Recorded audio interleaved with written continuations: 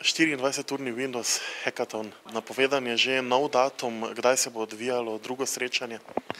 Drugo srečanje se bo odvijalo 9. do 11. maja.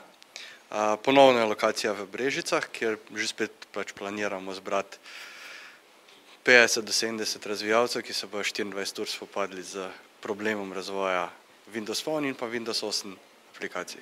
Želimo nekako spodbuditi timsko delo, dvojni izziv, to se pravi narediti v 24 urah dve aplikacije, in pa da vidimo, ali ta sinergija v nekem paru deluje.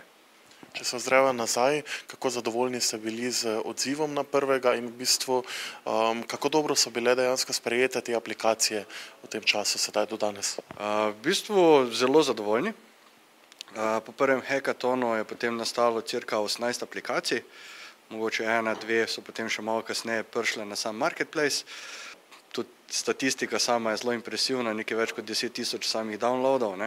Jaz mislim, da je to za 24 ur, praktično 24 ur dela, impresiven rezultat. Katera je bila zmagovalna, katera je imela največ downloadov, za kakšno vrsto aplikacije gre? V bistvu zmagovalna je bil Goalkeeper, to je aplikacija, kjer dejansko braniš žogo v golu.